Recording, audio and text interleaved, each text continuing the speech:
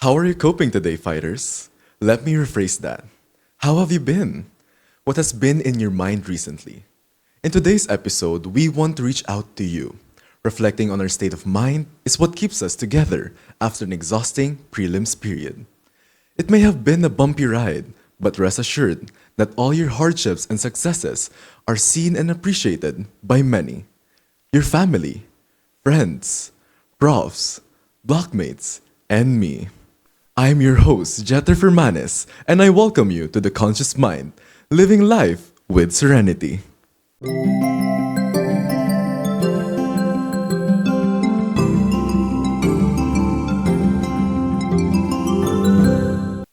Here with us today is a psychology student and the Vice President of Community Development and Sustainable Social Responsibility, UST Community Achievers Association, Maria Francheska Montoya.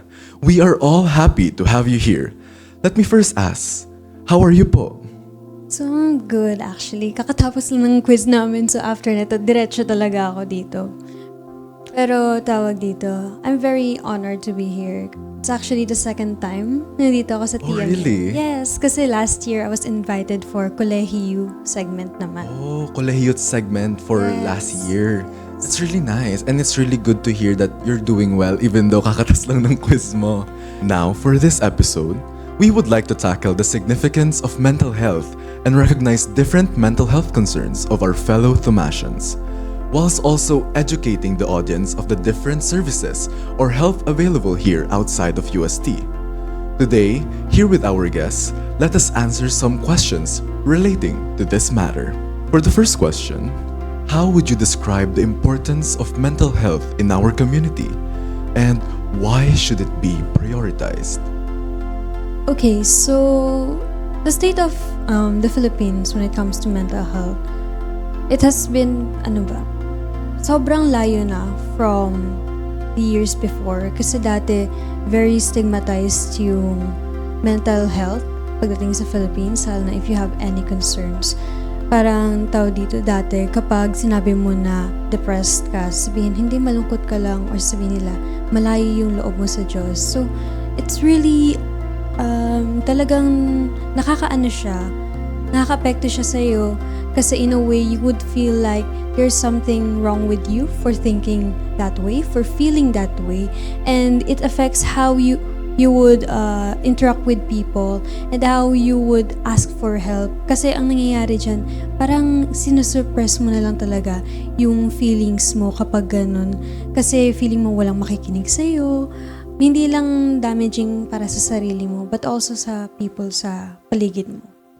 Totoo yan, no? Kasi in the Philippines, lagi tayo nasa-stigmatized to the word baliw, where our mental health is just one word and defined by one word, which is really troubling, especially in a society na nag-struggle right now when it comes to mental health. Ano? Exactly. Kasi kapag sinabi nilang mental health, pag sinabi ng mental, ina-associate na kagad nila yun sa may sakit ka sa pag-iisip, ganun. Parang wala ka na sa tamang pag-iisip, ganun. Pero that's wrong.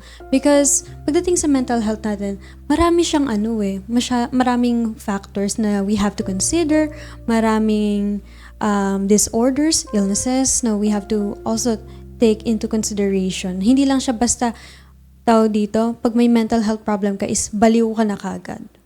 Naman kasi, in the state of the Philippines ngayon, talagang unti-unti tayong nagpa-progress in that way. Kasi dati, I think, hindi ganun ka heard of talaga, lalo na sa public, yung mental health. Pero ngayon talagang makikita nyo sa social media, laging be kind to others, be kind to yourself. And that really shows how much we have progressed from what we have been the previous years. I totally agree with you there. So, for this next question naman is, how would you describe the current state of mental health awareness and support here in the Philippines? Well, sa state ng Philippines ngayon, we already have the mental health law. Pero kasi ang problem dun is yung mismong implementations. Kasi although we have a law for that one, ano siya, like, nakaka-reach ba siya sa mga marginalized people, sa poor people, those people who are living in poverty na walang access talaga or wala silang pera pang bayad kunyari sa mga private institutions para sa mga counseling, ganyan. Kasi may mga nakikita ako, nasa state ng Philippines ngayon, pumupunta sila kunwari sa health center nila and then mag-ask sila about help nga, ganun. Minsan, walang present talaga na professional doon or masyadong mahaba yung list. So, parang sa isip nila, wag na lang kaya.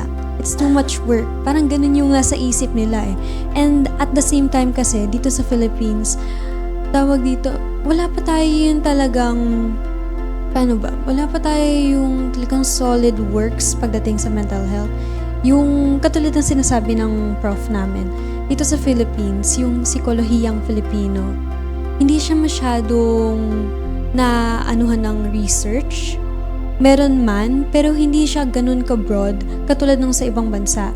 So, nangyayari, yung mga assessments na binibigay sa atin dito sa Philippines, yung mga assessments na kunwari na-develop sa other countries, yung mga na-use para sa mga research, ganun, hindi siya very, aligned with the Filipino culture, with the Filipino mind, ganun.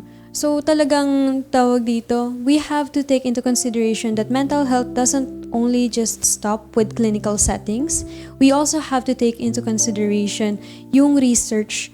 Kasi kapag nag-research tayo, we will know more how to address for the Filipino people mismo. I think that's very important that you tackled psikolohiyang Filipino kasi dyan papasok yung importance ng culture within a society. I've actually read about that kung saan I think yung lumabas na results sa Filipinos, they are schizophrenic. Actually, diba? yes.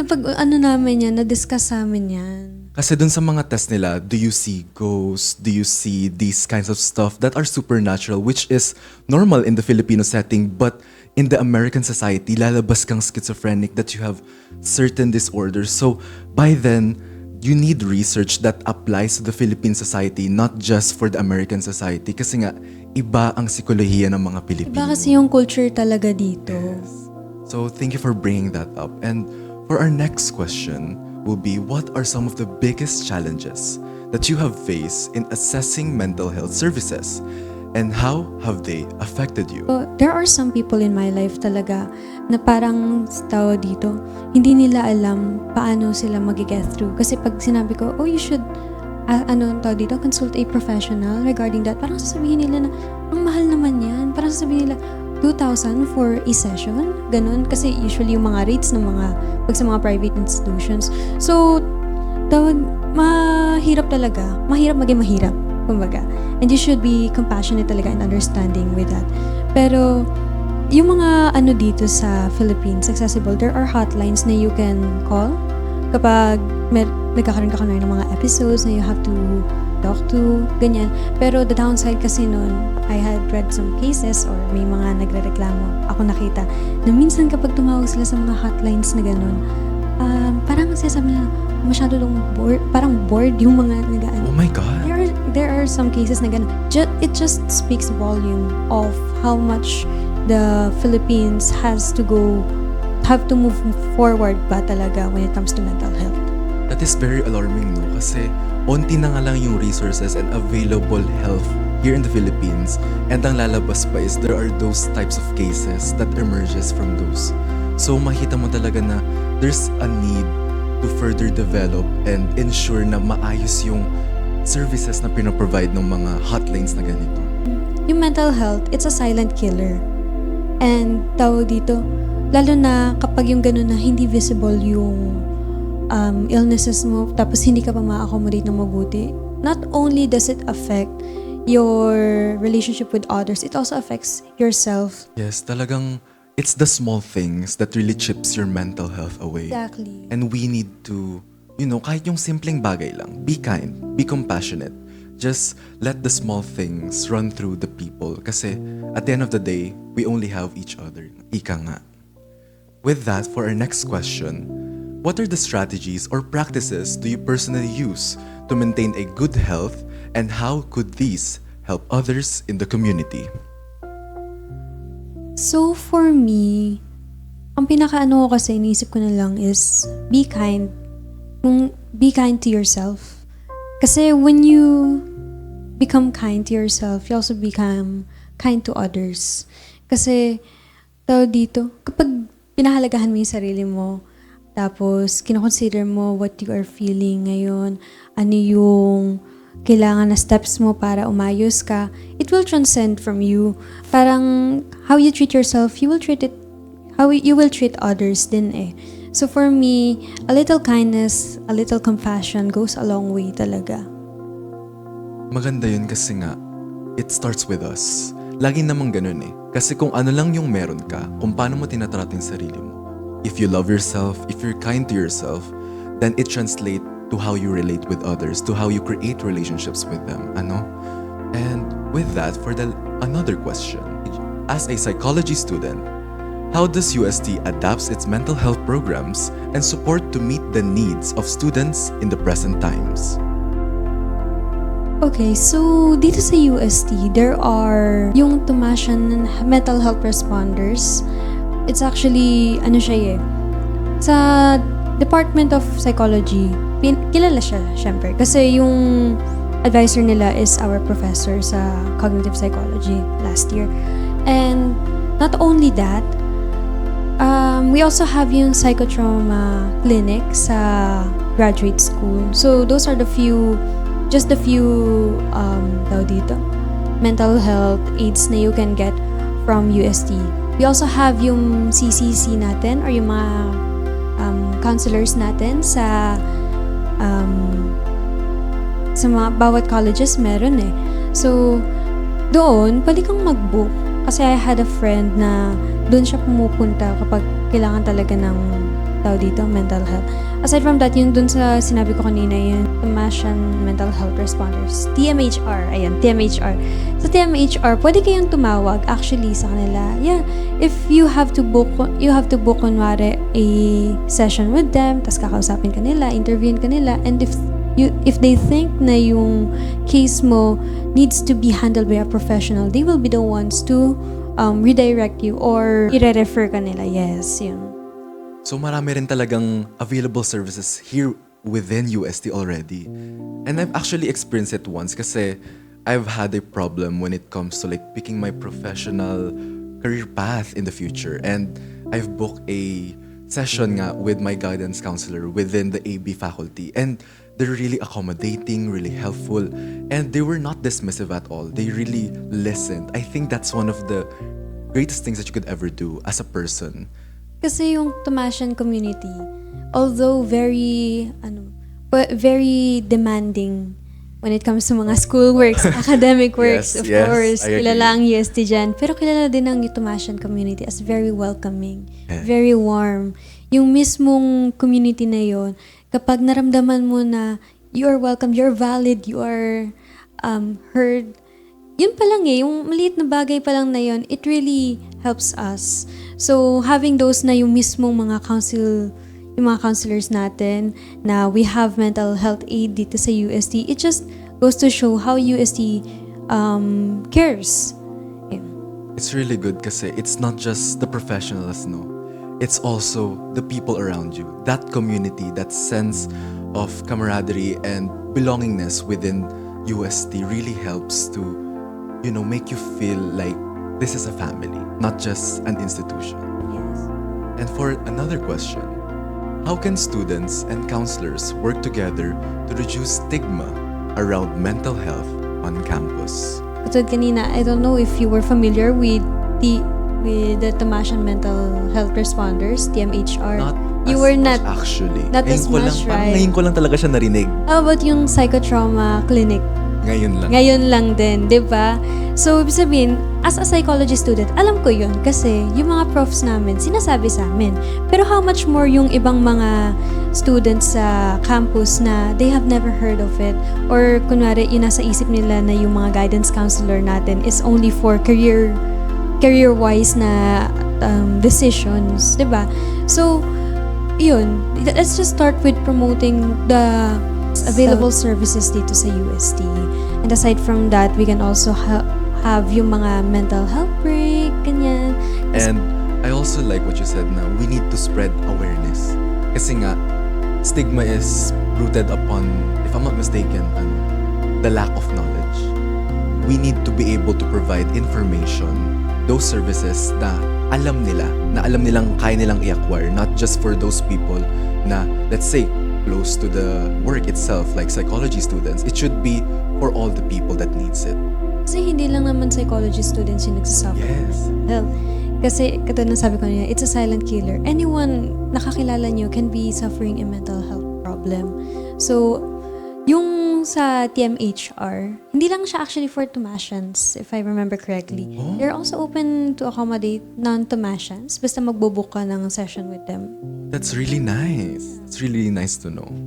And for another question, how can the university adapts its policies or programs to better respond to the current mental health needs of students? Katulad nung kanina, yung mga mental health services na available sa UST, I think it's a good start. It's a good start. Pero we should also consider having courses that relates to mental health talaga. Yes. Kasi sa pagkakaalala ko, ang meron sa atin is understanding the self. Yes, we have Pero that. it's very broad kasi.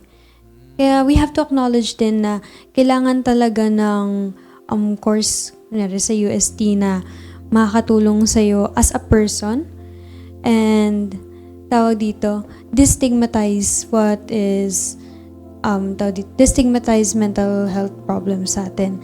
Kasi may iba rin namang mga times na tawag dito, mismong students parang hindi na nila pinaniwalaan yung sarili nila. Parang sinasabi nila na gawa-gawa ko lang to sa isip ko. Ganun sila eh. Parang I have no time na para umiyak. Kasi kailangan kong tapusin yung ganitong work. Kailangan kong ipasa to, ganyan. So, tawag dito, we came a long way, pero we have to move forward din with that. Yes, I totally agree with you there kasi I think the biggest problem we might have is to be stagnant in what we have right now. Yes, marami na tayong naging progress, marami tayong developments when it comes to mental health, facilities, programs, and services. However, we need to have that more in-depth. Yun nga yung nagustuhan ko eh.